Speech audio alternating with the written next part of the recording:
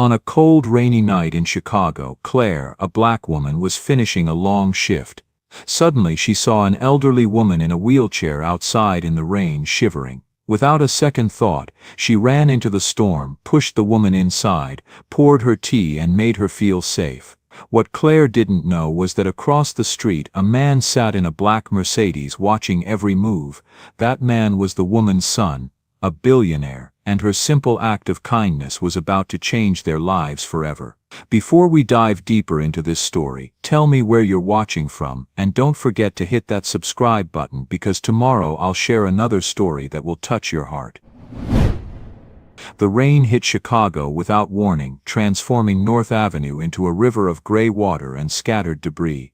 Thunder cracked overhead as pedestrians scattered for cover, their umbrellas turning inside out against the brutal wind. It was the kind of storm that came fast and mean, the kind that caught everyone off guard. Inside Murphy's diner, Claire Bennett was wiping down the last booth of her double shift when something outside caught her eye. Through the fog glass she saw an elderly woman sat hunched in her wheelchair on the sidewalk outside Murphy's diner, her thin frame shaking beneath a soaked cardigan that clung to her fragile shoulders. Rain streamed down her face, plastering strands of white hair against her weathered skin. Her hands, gnarled with arthritis, gripped the wheelchair's armrests as she tried desperately to push herself forward, to move even an inch toward the shelter of the diner's awning. "Jesus," Claire whispered, dropping her rag. Tony, the night manager, a heavy-set man in his 50s with a coffee-stained apron and a permanent scowl, looked up from the register. "What now?" "There's an old woman out there," Claire said, already reaching for the door. "She's in a wheelchair, she's freezing." Tony snorted. "And what do you want me to do about it?" "We're not a shelter, Claire. Let the cops or someone handle it. She'll freeze to death before anyone gets here." Claire shot back. "Not our problem," Tony said flatly, turning back to his receipts. "You've got a soft spot the size of Lake Michigan. You can't save everyone that wanders by."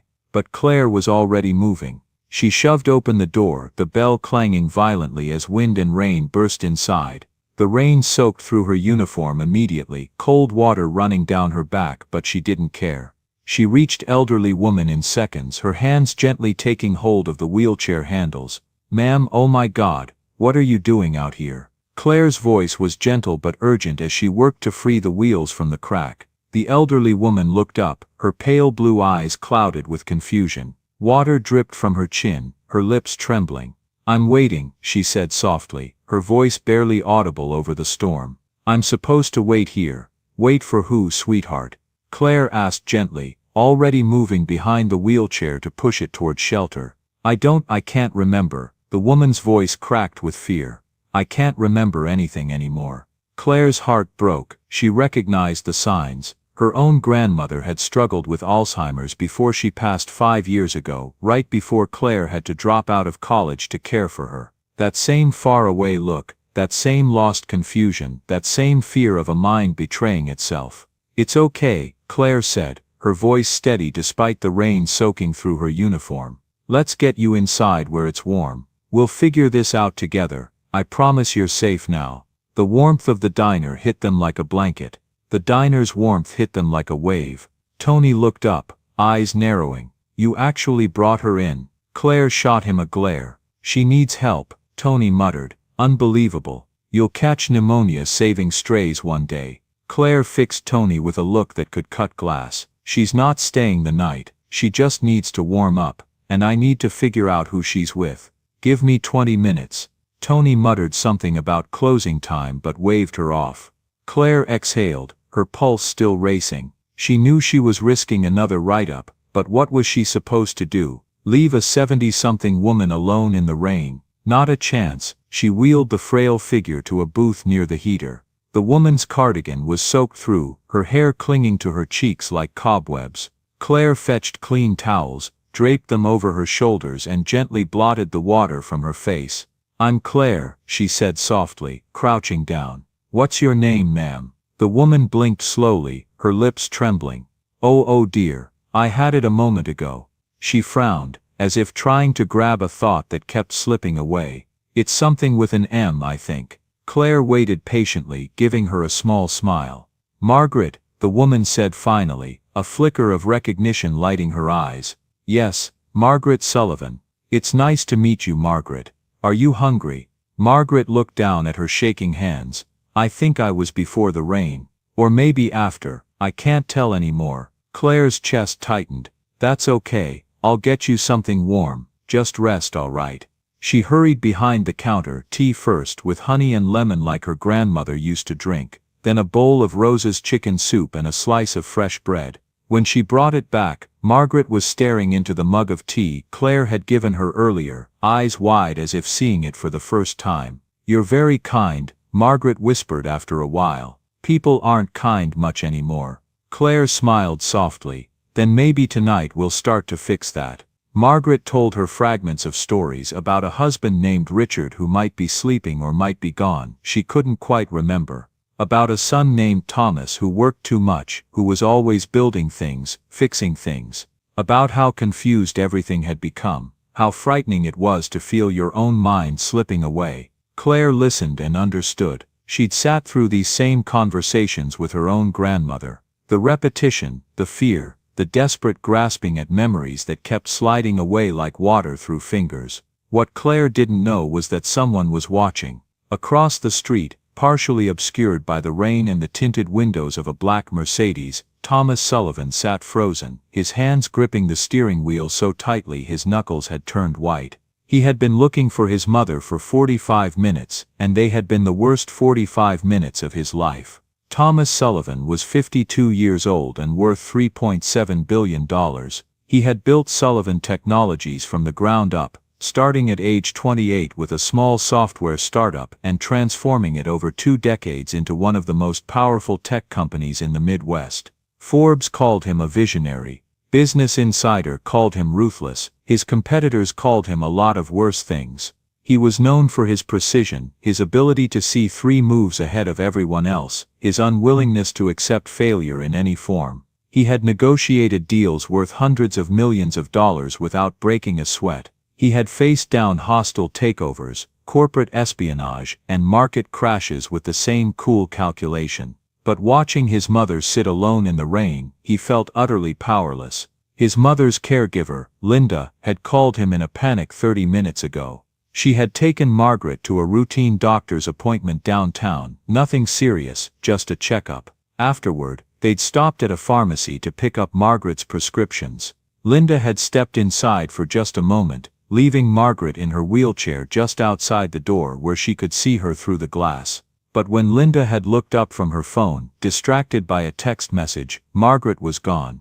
The panic in Linda's voice when she called Thomas had been unmistakable. "Mr. Sullivan, I'm so sorry, I only looked away for a second, I swear, she was right there, and then she was gone. I've been searching everywhere. I've called the police, I don't know what to do." Thomas had cut her off. "Where are you?" "Corner of North Avenue and Halsted." "Stay there, I'm coming." He'd left an emergency board meeting without explanation, something he'd never done in his 24 years running the company. His assistant Jennifer had stared at him in shock as he'd grabbed his coat and headed for the elevator. "Cancel everything," he'd said. "I don't care what it is. Cancel it." Now he'd been driving in expanding circles around the pharmacy for the better part of an hour, his mind racing with worst-case scenarios. His mother confused and alone in a storm, his mother unable to remember her own name or address, his mother vulnerable in a city that could be cruel to the vulnerable. And then he'd spotted the wheelchair through the rain-streaked window, just beyond the neon sign of Murphy's Diner. His mother, outside a diner, alone. He had pulled over immediately, his hand on the door handle, ready to storm in and demand answers, when he saw the young woman rush out into the rain. He watched her struggle with the wheelchair, watched her get it unstuck with a strength that belied her small frame. He watched her speak gently to his mother, her body language radiating compassion, not obligation. And then he watched her wheel his mother inside. Thomas sat back in his seat, something tight forming in his chest. Through the diner window, he could see everything. The young woman, bringing his mother towels, tea, food, sitting with her, talking to her, treating her like she mattered, like she wasn't just a problem to solve or an inconvenience to manage. He pulled out his phone and called Linda. "I found her." "Oh, thank God. Where is she? Is she okay?" She's at Murphy's Diner on North Avenue. She's fine. I'll be right there. No. Thomas's voice was hard. You're done, Linda. Pack your things. You'll receive 2 weeks severance, but I don't want to see you at the house again. There was a pause. Mr. Sullivan, please, I'm so sorry, it was just one mistake, I swear it won't happen again. You're right, it won't, because you're fired. He hung up, cutting off her protests. Thomas sat in his car for another 20 minutes watching the waitress refill his mother's tea without being asked, watching her bring a slice of apple pie that she clearly wasn't charging for, watching her laugh at something his mother said, genuine laughter that lit up her whole face. He'd had Linda as his mother's caregiver for 8 months since the previous caregiver had retired. Before that, there had been others, 5 in the past 2 years since his mother's Alzheimer's diagnosis made living alone impossible. He'd interviewed dozens of candidates, hired only the most qualified, paid top dollar for the best care money could buy. And yet, not one of them had ever looked at his mother the way this stranger in a diner uniform was looking at her right now, like she was a person, not a patient. Finally, Thomas got out of the car and walked into the diner. The bell above the door chimed. A heavy-set man behind the counter looked up, irritation clear on his face. But Thomas didn't care. His eyes found the waitress, who looked up from refilling Margaret's water glass. Their eyes met, and Thomas saw her straighten slightly, her expression shifting from warm to wary. She'd clocked him immediately, expensive suit, still damp from the rain. The bearing of someone used to being in control, used to getting what he wanted. "Mom," he said, his voice controlled but edged with something the waitress couldn't quite name. Relief? Fear? Anger? Margaret's face lit up like the sun breaking through clouds. "Tommy, there you are. I was waiting for you." Thomas moved to the booth, his expensive shoes making soft sounds on the worn linoleum. His eyes flicked to the waitress for just a second before focusing on his mother. "I've been looking everywhere for you. This nice young woman helped me," Margaret said, gesturing to the waitress with a pride that made Thomas's chest tight. "She gave me soup, and tea, and pie. She's been so kind." Thomas finally looked at the waitress properly, really looked at her. She was maybe 30, with kind brown eyes and dark blonde hair pulled back in a practical ponytail. Her uniform was still damp from the rain, and there was a soup stain on her apron. She wasn't beautiful in the polished way of the women who usually crossed his path, the ones with personal trainers and designer clothes.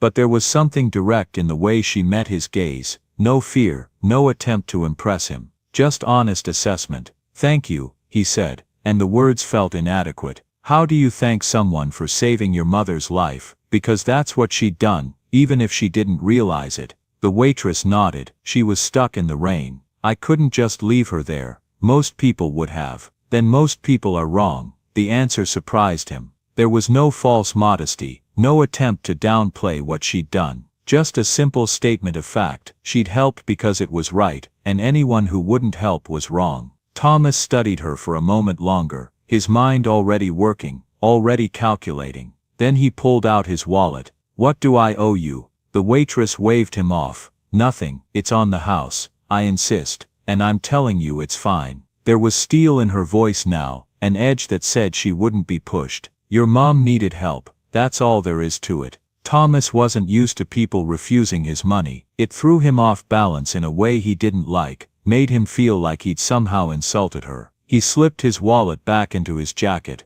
"What's your name?" "Claire Bennett." "Claire." He let the name settle in his mind. "I'd like to speak with you privately before I go. Would that be all right?" Claire glanced at Margaret, then back at him. Something in her expression said she didn't trust him. Not completely, but she nodded. "Sure, let me just get your mom another blanket first." She disappeared into the back, and Thomas sat down across from his mother. Margaret reached for his hand, her grip weak but warm. "She's wonderful, isn't she?" Margaret said softly, "like an angel." Thomas looked at his mother, really looked at her, and saw the exhaustion in her face, the confusion that never quite left her eyes anymore, the way she seemed smaller every time he saw her. When had she gotten so fragile? When had he stopped noticing? "Yes, Mom, she is." Claire returned with a thick fleece blanket that looked like it came from her own car. She tucked it around Margaret's legs, her movements calm and practiced, then led Thomas to a quiet corner of the diner. Arms folded, she waited.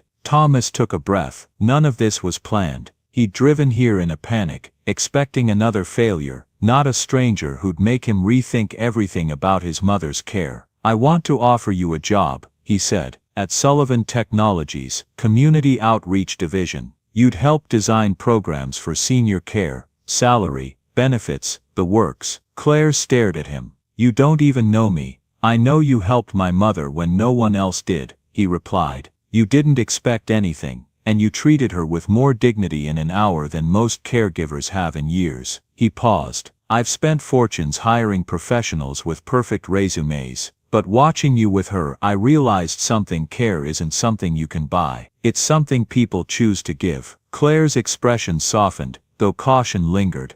"That's a nice speech, but you can't just offer someone a six-figure job because they were decent to your mom." "I can," Thomas said evenly, "and I want people who actually care working for me, not just people chasing paychecks." "And what if I like my job here?" Thomas glanced around at the cracked booths, flickering lights, and Tony's glare from behind the counter. "Do you?" She hesitated. She wanted to say yes to defend this place that had taken her in, but the truth was harsher. The debt, the double shifts, the $17 left in her account, and this man, this stranger in a $5,000 suit, was offering her something she'd long stopped believing in, a way out. "Why me?" she asked quietly. Thomas looked at his mother, humming softly to herself, content for the first time in hours. "Because you saw her," he said, his voice low, "not as a problem to solve, or a burden to manage, but as a person who mattered. That's rare." Claire studied him.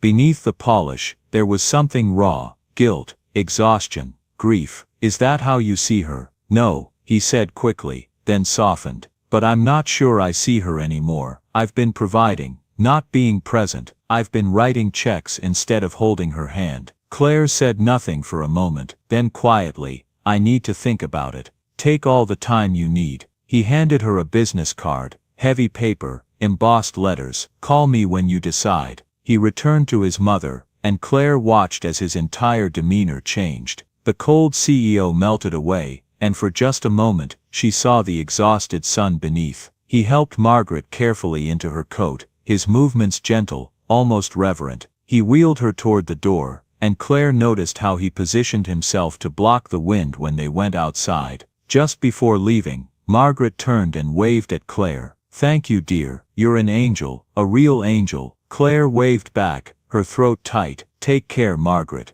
And then they were gone, leaving her standing in an empty diner with a business card in her hand, and Tony glaring at her from across the room. "You planning to clean up anytime soon?" Tony called. "Or are you too busy networking with billionaires?" Claire ignored him, looking down at the card. Thomas Sullivan, Chief Executive Officer, Sullivan Technologies, a phone number, an email address, an offer that could change her entire life. She thought about Margaret, about the loneliness in her eyes, about the way she'd lit up when Claire sat with her. She thought about Thomas, about the guilt and grief he was clearly carrying. And she thought about herself, about whether she could really make a difference in their lives, or if this was just a rich man's guilt offering. Finally, she tucked the card into her pocket, and started cleaning up. She'd think about it tomorrow. Tonight she just needed to get home, get dry, and try to process what had just happened. Claire held the painting carefully, and she knew right then what her answer would be. Claire didn't sleep that night.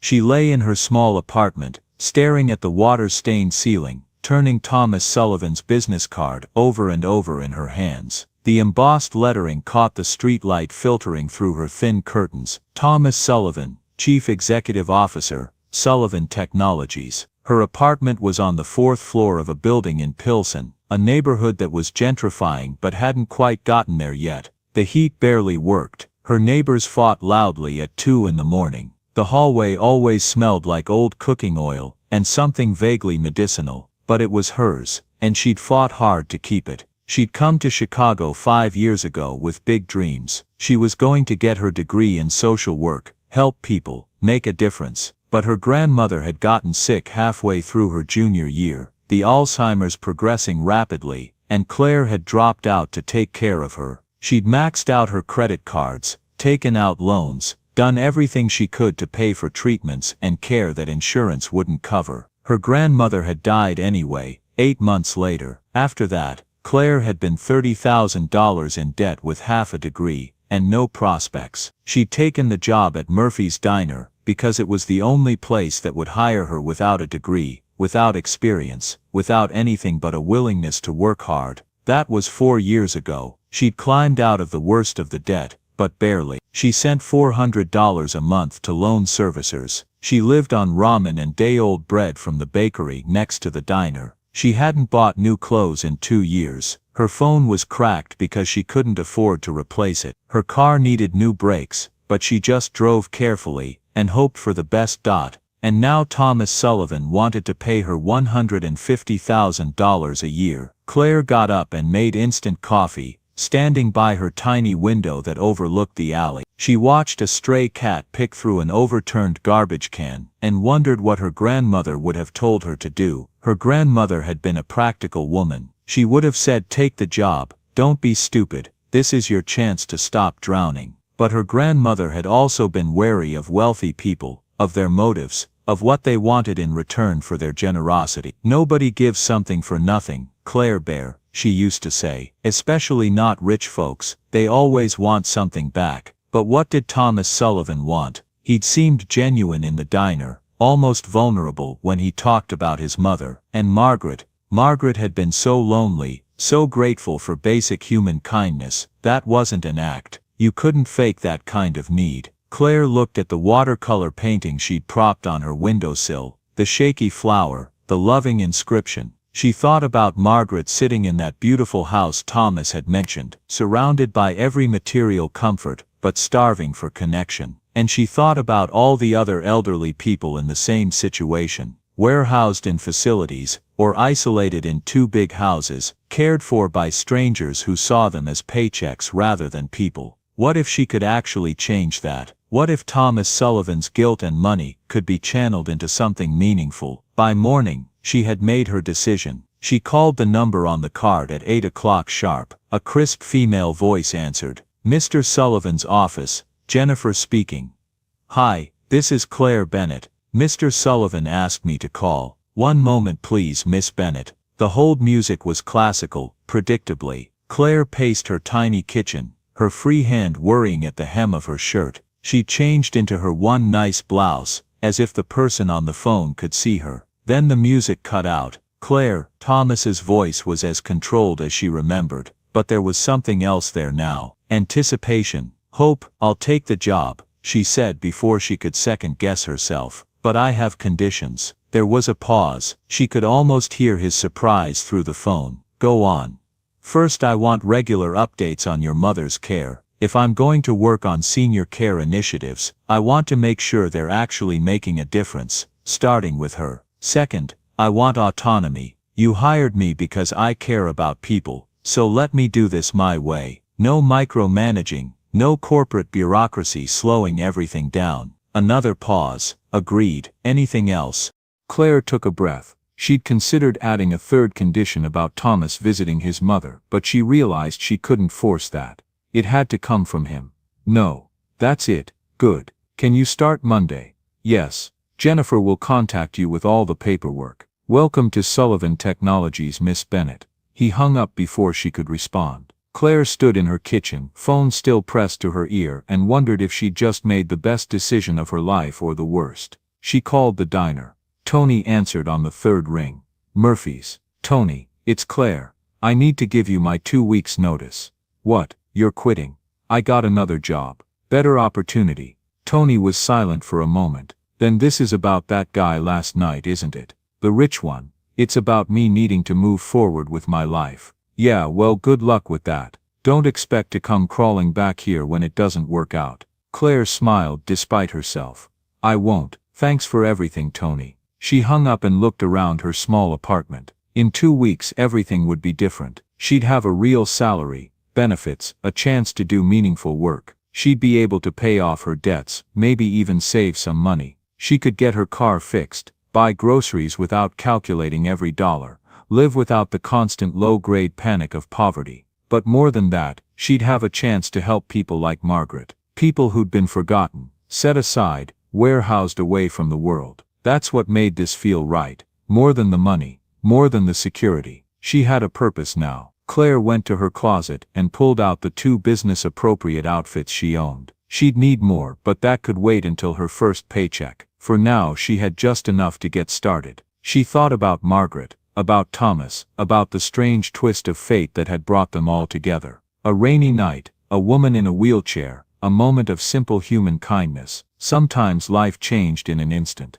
Sometimes all it took was choosing to help someone who needed it. Claire looked at the watercolor painting one more time, then carefully packed it in her bag. She'd hang it in her new office, wherever that ended up being. A reminder of why she was doing this, of what really mattered. The angel and the flower, connection and compassion. Everything else was just details. Claire's first week at Sullivan Technologies was a whirlwind of orientation sessions, building tours, and introductions to more people than she could possibly remember. The office occupied 3 floors of a glass tower in the Loop, all sleek design and quiet efficiency. The lobby alone was larger than her entire apartment building, with a massive sculpture that probably cost more than she'd earn in a year. Everyone moved with purpose, spoke in measured tones, dressed like they were constantly preparing for important meetings. The women wore designer suits and heels that cost more than Claire's monthly rent. The men all looked like younger versions of Thomas, perfectly groomed and utterly confident.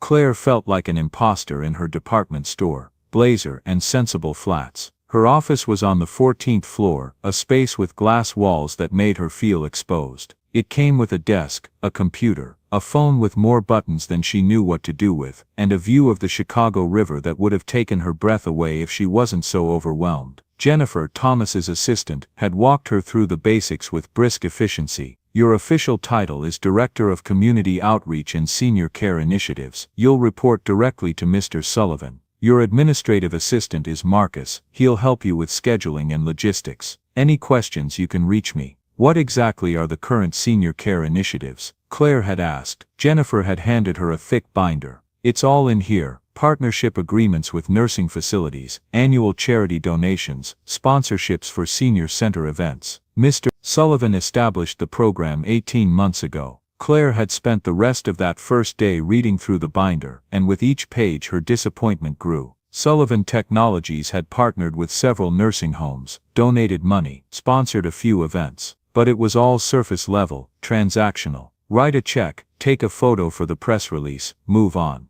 There was no heart in it, no real connection, no attempt to understand what seniors actually needed beyond financial support. By the end of the week, Claire had pages of notes, ideas, questions. She'd also done her research on the facilities Sullivan Technologies supported. Some were excellent, but others had troubling reviews online. Complaints about understaffing, about residents being ignored, about care that was adequate but cold. On Friday afternoon, her phone rang. Jennifer's crisp voice, Mr. Sullivan would like to see you in his office. Are you available now? Claire's stomach flipped. Yes, I'll be right up. Thomas's office was on the top floor, naturally. The elevator ride felt like it took forever. When she stepped out, Jennifer waved her toward the massive double doors at the end of the hall. Go ahead. He's expecting you. Claire knocked once, then entered. The office was exactly what she'd imagined. Expansive windows overlooking the Chicago skyline. The desk was massive and pristine, not a paper out of place. Everything spoke of power, control, money.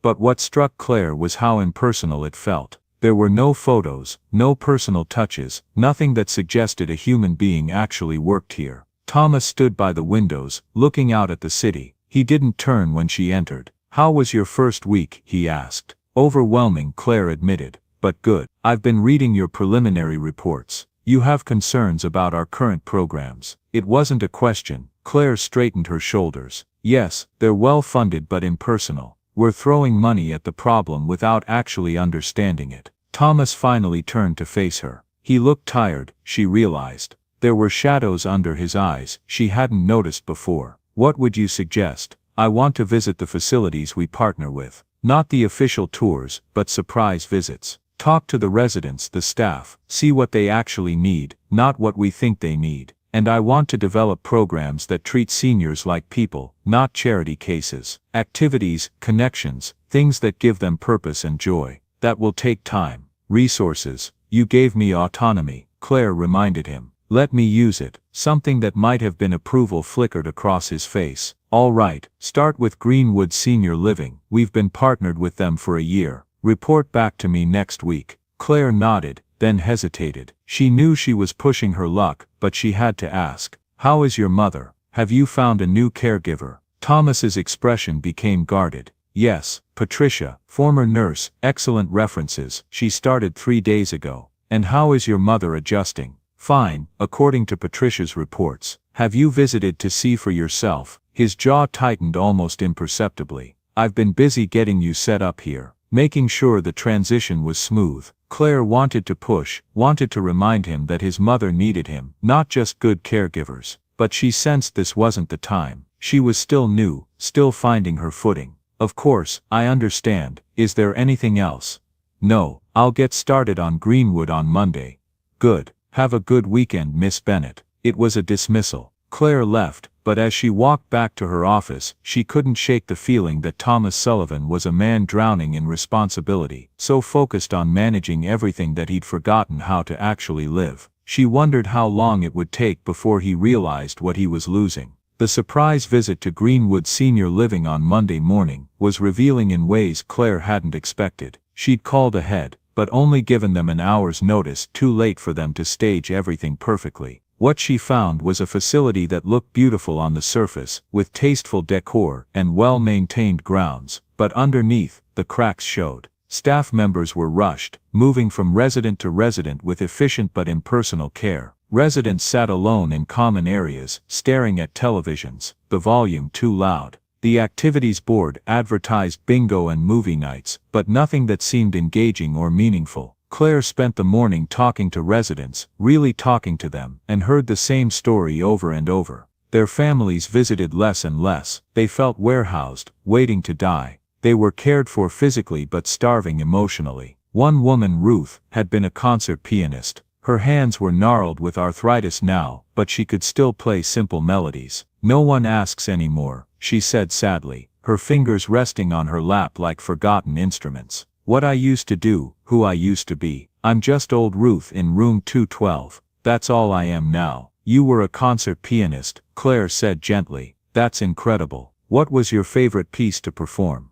Ruth's eyes lit up for the first time. Chopin. Nocturne in E-flat major. I played it at Carnegie Hall once. Can you imagine? Me, a girl from Iowa, playing Carnegie Hall. They talked for another 20 minutes, Ruth sharing stories from her performing days, her face animated in a way the staff probably rarely saw. When Claire finally had to leave, Ruth clutched her hand.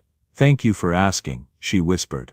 Thank you for caring. Claire's heart broke a little more with each conversation. By the time she left Greenwood, she had a notebook full of ideas and a fierce determination to change things. But first, she needed to keep her promise to herself about Margaret. That afternoon, Claire drove to Margaret Sullivan's house in Lincoln Park. The address had been in Thomas's contact information, available to her as part of her new role. She told herself she was checking on a key stakeholder in their initiatives. Really, she just wanted to see how Margaret was doing. The house was exactly as Thomas had described it. Beautiful, expensive, perfectly maintained. Wide stone steps led up to a door with gleaming brass fixtures. The lawn was manicured with geometric precision, not a blade of grass out of place. It looked like a magazine spread. It didn't look like a home. Claire rang the doorbell, and a woman in scrubs answered. She was maybe 45, with gray-streaked hair pulled back in a neat bun, and a professional demeanor that seemed kind but distant. Can I help you? Hi, I'm Claire Bennett. I work with Thomas Sullivan at Sullivan Technologies. I was hoping to visit with Mrs. Sullivan for a bit. The woman's expression shifted slightly, becoming more welcoming. Oh yes, Mr. Sullivan mentioned you might stop by. I'm Patricia. Please come in. The inside of the house was just as immaculate as the outside. Hardwood floors that gleamed, expensive furniture arranged just so, art on the walls that probably cost more than Claire's car. But it felt sterile, like a showroom, rather than a place where someone actually lived. Claire noticed the photo frames on the mantel, beautiful frames, but empty, the pictures removed. She understood why Thomas might have done it. trying to prevent his mother's confusion, but it made the house feel even more impersonal. "Mrs. Sullivan is in the sunroom," Patricia said, leading Claire through the house. "She's been having an okay day, alert this morning though she's been a bit tired this afternoon." They walked through a hallway lined with more empty frames. The only sound was their footsteps on the hardwood. The sunroom was at the back of the house, all windows and light streaming in. Margaret sat in her wheelchair by the glass, a blanket over her lap, looking out at the garden. She turned when she heard them approach, and her face transformed with joy. "The angel from the diner," she exclaimed, reaching out her hands. "You came. I knew you'd come." Claire's throat tightened. She crossed the room quickly, taking Margaret's hands in hers. They were cold despite the warmth of the room. "Hi Margaret, it's so good to see you. I told Tommy you'd visit. Did he send you?" "No, I came on my own. I wanted to see how you were doing." Margaret's smile wavered slightly. "That's very kind. Tommy's so busy, you know. He can't visit as much as he'd like." Patricia cleared her throat from the doorway. "Can I get you ladies some tea?" "Yes please," Claire said. "That would be lovely." After Patricia left, Claire pulled a chair over and sat down close to Margaret. "How have you been? How's Patricia treating you?"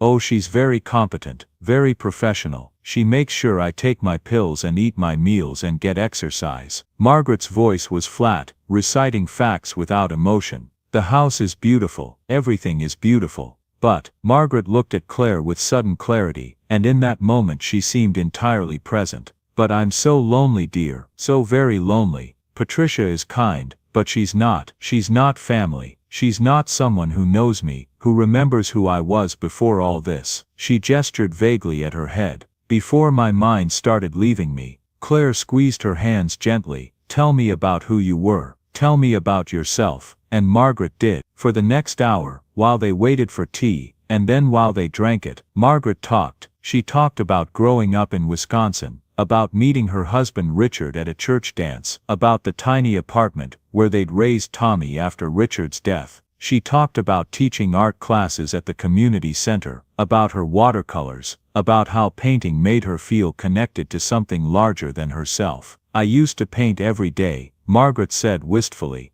"Do you know where my supplies are? I'd like to paint again." Patricia, who had returned with the tea and was tidying up nearby, interjected gently. "Mrs. Sullivan, you know Mr. Sullivan prefers that you not paint. Your hands shake too much now, and it frustrates you when the brush won't do what you want." "I don't care about that," Margaret said, surprising both Claire and Patricia with her firmness. "I want to paint, even if it's not perfect, even if my hands shake. It's still mine, it's still me." Claire looked at Patricia. Would it be possible to get her art supplies? Patricia hesitated, clearly uncomfortable going against Thomas's wishes. "Mr. Sullivan was very clear. Mr. Sullivan isn't here," Claire said gently, but firmly, "and Margaret wants to paint. Where are the supplies?" After a moment, Patricia nodded and disappeared to retrieve them. Claire helped Margaret, set up at the sunroom table, spreading out paper and arranging watercolors. Margaret's hands did shake, and her brushstrokes were unsteady, but her face glowed with concentration and joy as she worked. They painted together for over an hour, creating simple watercolors of flowers and butterflies. The results were childlike, imperfect, but Margaret didn't seem to care. She was lost in the act of creation, in the feel of the brush in her hand, in the colors blooming on the paper. "This is the most fun I've had in weeks," Margaret whispered, squeezing Claire's hand with paint-stained fingers. "Thank you for making me feel like myself again." When it was finally time to leave, Margaret clutched Claire's hand one more time. "Will you come back, please? I promise. Every week, and will you tell Tommy to visit? I miss him so much. I know he's busy but I miss him." Claire's heart ached. "I'll talk to him. I promise." As she drove away from that beautiful lonely house, Claire thought about Thomas in his pristine office, managing his mother's care from a distance. She thought about Margaret, slowly fading but desperately holding on to the moments of clarity, the connections that made her feel human. She thought about all the other families struggling with the same thing, love and guilt and fear and avoidance all tangled together, money masking the real problem.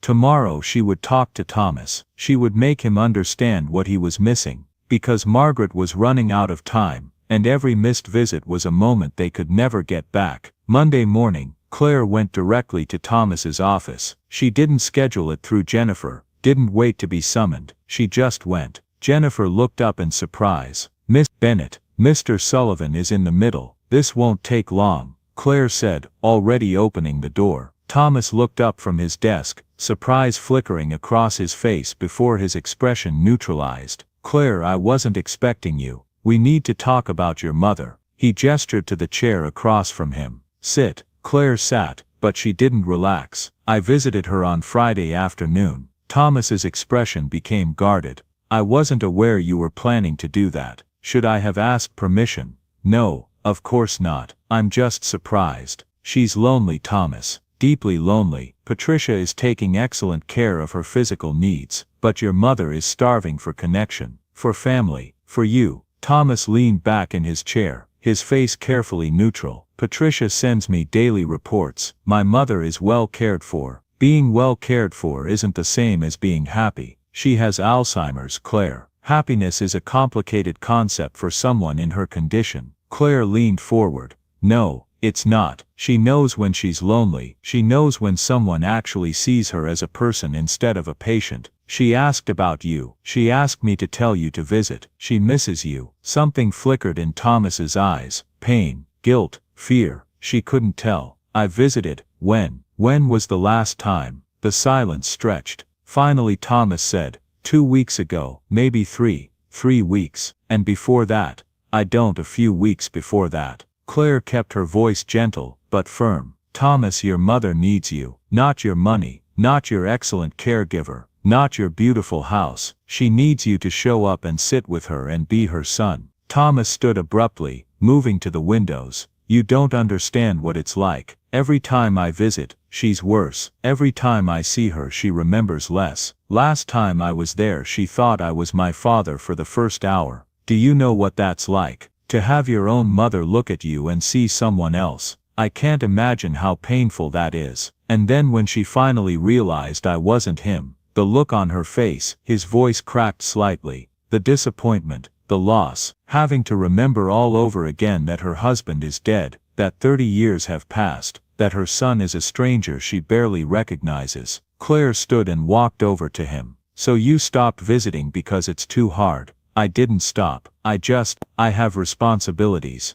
The company, hundreds of employees depending on me, deadlines, projects, excuses," Claire said softly. Thomas turned to her, anger flashing in his eyes. "Excuse me, they're excuses, Thomas. I'm not saying they're not real responsibilities, but you're using them to avoid the harder responsibility. Being with your mother while she's still here. You have no right. You gave me the right when you hired me to care about this. When you brought me into your company to focus on senior care. I'm telling you what I tell every family I work with: the time you have left is precious. You can't get it back once it's gone."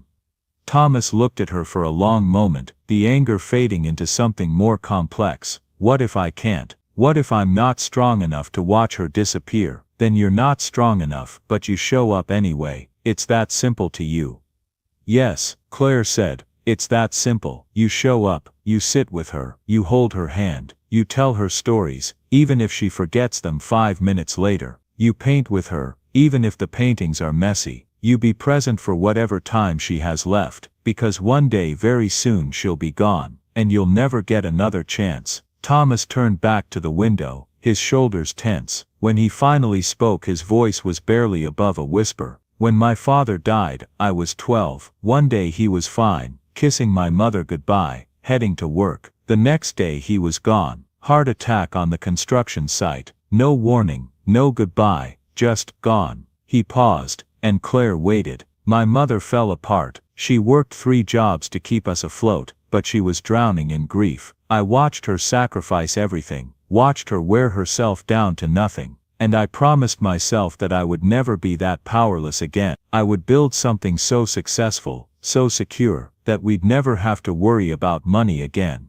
that we'd never be vulnerable like that." He turned to face Claire. "And I did it. I built an empire. I made billions. I gave my mother every material comfort she could possibly want. But somewhere along the way, I forgot that the whole point was to protect her, to be there for her. I was so focused on providing that I stopped being present. It's not too late, Claire said. You can change that, can I? She barely knows who I am anymore. She knows she loves you, even if she can't remember your name. She knows the feeling of being loved by you. That matters, Thomas. It matters more than you think. Thomas was quiet for a long moment. Then will you help me? Help you how? Come with me. To visit her, just a few times, until I remember how to do this. How to be with her. Claire hesitated. That felt personal in a way that blurred professional lines. But when she looked at his face, saw the genuine desperation there, she couldn't refuse. All right, a few times. But you need to keep visiting on your own too. I will, I promise. When's the last time you kept a promise about visiting your mother? The words were harsh, but Thomas didn't flinch. You're right, but I'm making you a new promise right now, and I'm going to keep it. Starting today. Can we go now? Claire was surprised. Now, don't you have meetings? Cancel them, Thomas said, already reaching for his phone. My mother is more important. Thomas kept his back to the window, shoulders rigid. I built an empire so she'd never have to worry again, he said evenly. But I lost sight of what mattered. I focused on providing until I stopped being present. It isn't too late, Claire replied. Her tone was calm, measured, not comforting, but matter of fact. Thomas turned, expression controlled but determined. You're right, if presence is what she needs, then that's what I'll give. I'm done being a visitor. He took out his phone and spoke with precision. Jennifer, contact Patricia, inform her I'll be moving back into the house tonight. She'll remain on the payroll for daytime care. I'll handle the nights. Reschedule or cancel all known essential meetings for the next month, and postpone the board session scheduled for Tuesday. When he hung up, his voice was steady. I need to relearn how to be her son. That requires living there, not visiting occasionally. Claire nodded once. Then we'll structure it correctly from the start. Environment, safety, and schedule. I'll meet you there to assess the situation. 20 minutes later, they were driving toward Margaret's house. The windshield wipers cut through steady rain. Thomas said nothing for several minutes before asking, what should I say to her? Keep it simple, Claire said. Tell her you're home. Avoid correcting her memory. Focus on familiarity. The goal isn't accuracy, it's connection. And if she doesn't recognize me, you reintroduce yourself calmly. Then you stay. Patricia answered the door, surprised. Mr. Sullivan, I didn't realize I should have called, he said. Effective immediately, I'll be residing here. You'll continue your daytime schedule. We'll evaluate workload balance next week. Patricia nodded, professional and composed. She's in the sunroom. She's having a good day. They entered quietly. Margaret sat near the window, a blanket over her knees. When she saw Thomas, her expression brightened. Tommy, my boy. Thomas crossed the room and knelt beside her chair.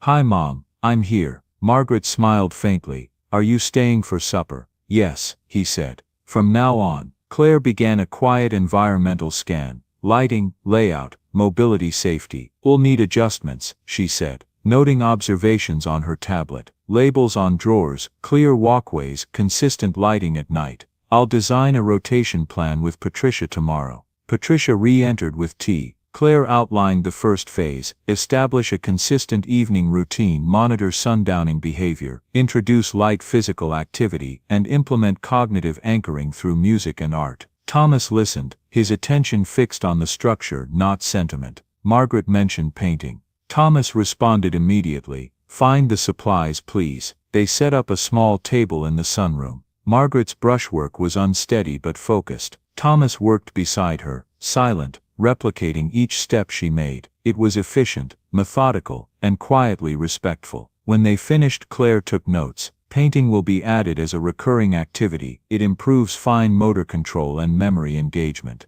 Even imperfect participation has value. As evening approached, Claire initiated the bedtime routine. We'll keep a consistent order, she said, walking Thomas through it. Medication, hygiene, relaxation cues, environmental control. Predictability reduces confusion. Patricia joined them, observing the sequence. If Mr. Sullivan is assuming nights, we'll need a medcaddy in his room, and a logbook for overnight notes, she said. Implement both, Thomas replied. Tomorrow. Claire added, "You'll also need a defined communication protocol between shifts. I'll draft it tonight." Once Margaret was asleep, they regrouped in the kitchen. Claire organized the plan on a yellow pad: medication intervals, hydration reminders, sensory cues, and emergency protocols. She summarized concisely: structure, consistency, and data. Everything else builds from those. Thomas studied the notes carefully. "This is clear. Thank you." "You're welcome," she said.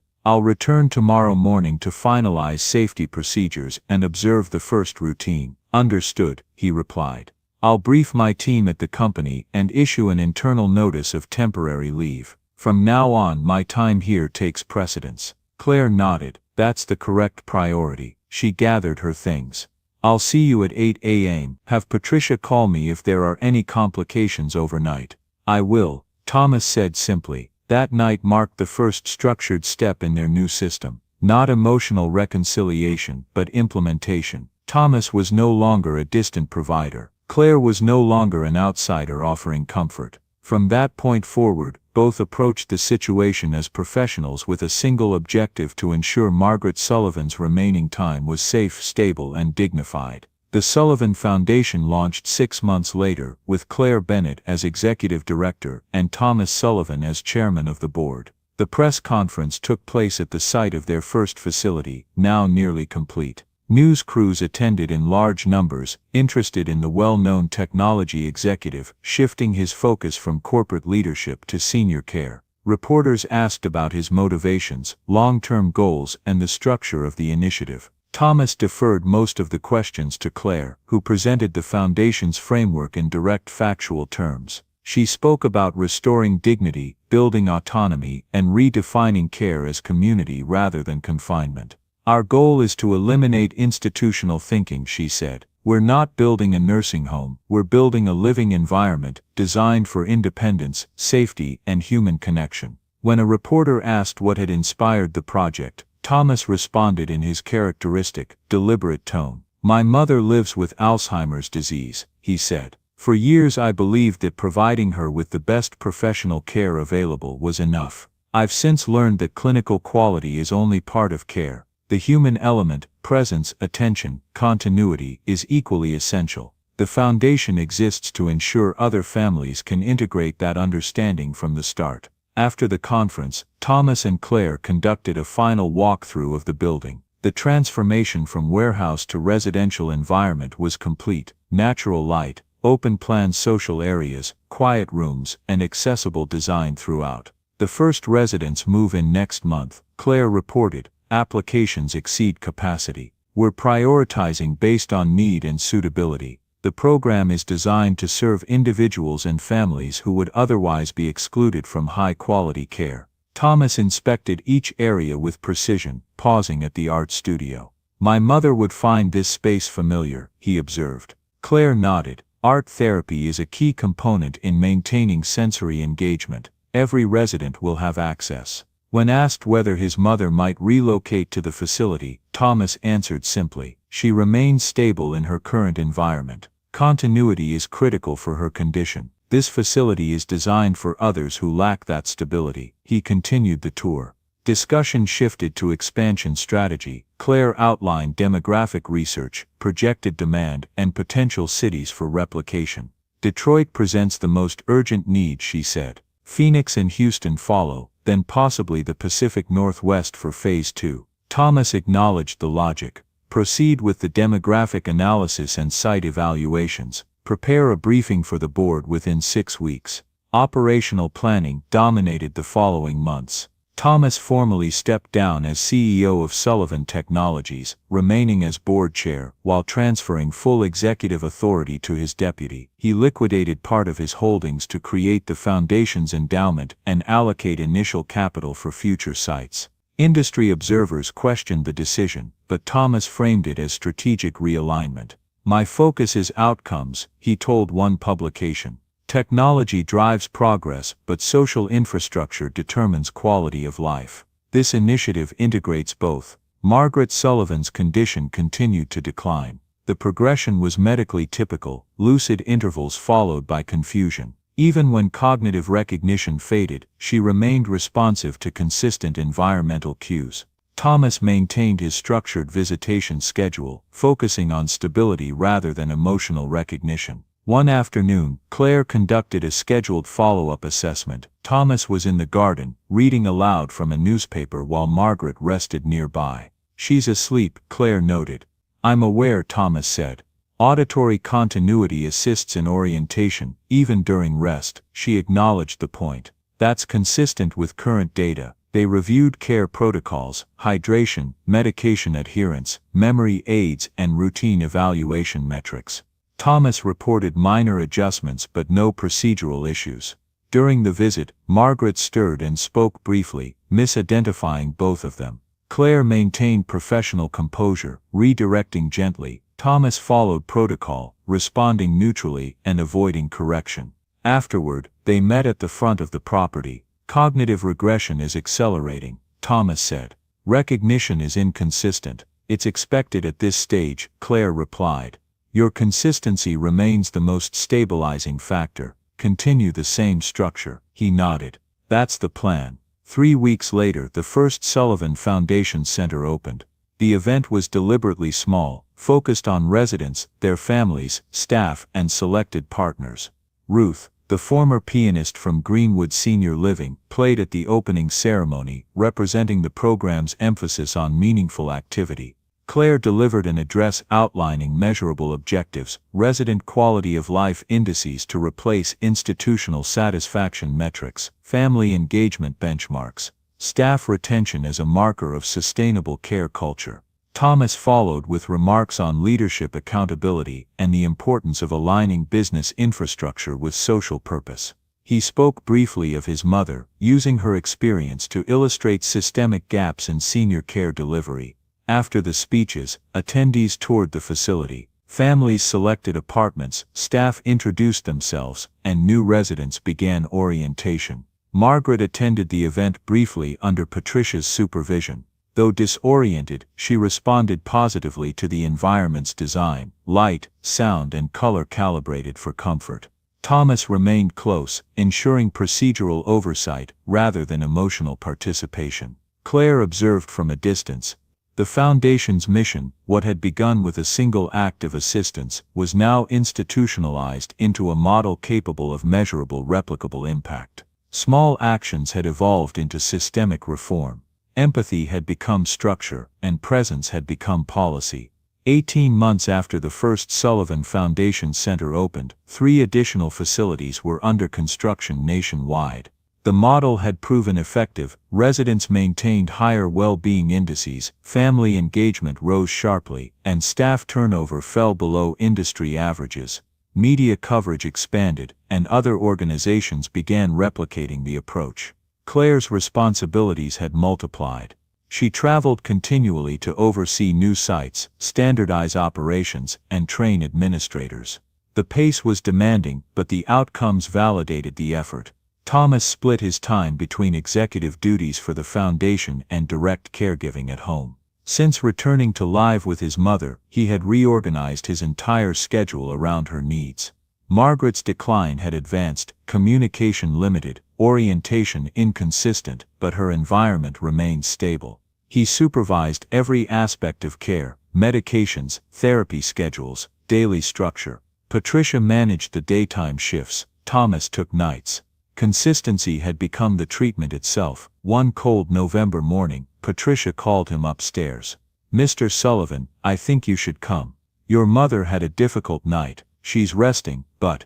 He understood immediately and notified Claire. "Please come to the house. I'll be there within 20 minutes," she said. They met in the hallway outside Margaret's room. Patricia's eyes were red. The hospice nurse is with her now. Inside, the bedroom was orderly, white curtains, soft light, framed photographs that traced an entire lifetime. Margaret lay still, breathing shallow but rhythmic. The nurse checked her pulse, then stepped out quietly. Thomas sat at her side. "Hi, Mom. Tommy's here." Her eyelids lifted slightly. There was no recognition, only reflex. He took her hand. She returned the pressure faintly. They stayed that way for hours. Thomas spoke in a steady voice about routine matters. the foundation's progress, adjustments to staffing, updates on residents. Claire remained opposite, recording notes for continuity of care and ensuring the environment stayed calm and quiet. By late afternoon, Margaret's breathing changed.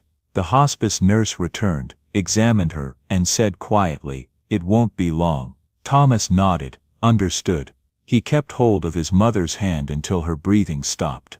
The nurse confirmed time of death, Patricia covered the body, and the necessary documentation was completed.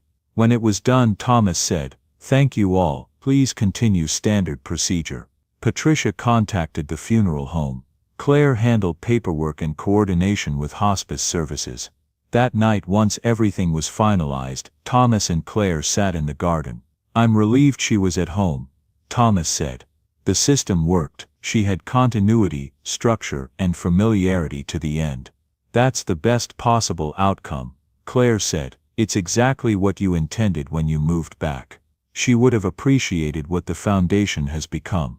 "It operationalizes everything she taught me, care as consistency, not distance." Claire nodded. "Her influence is embedded in the model. She's the reason it exists," Thomas said. "That's her legacy." Margaret's memorial was held in the foundation's garden, a setting designed for reflection and closure. Attendance included residents, staff, partner organizations, and local officials. Ruth, one of the first residents, performed Nocturne in E-flat major. Claire delivered the keynote. Margaret Sullivan reminded us that dignity is measurable, she said. It can be built into systems, through attention, accountability, and human respect. This foundation is the practical expression of that belief. Thomas followed with operational remarks, statistics on residents served, new sites in development, and a 5-year plan for scaling. "This organization is built on evidence," he said.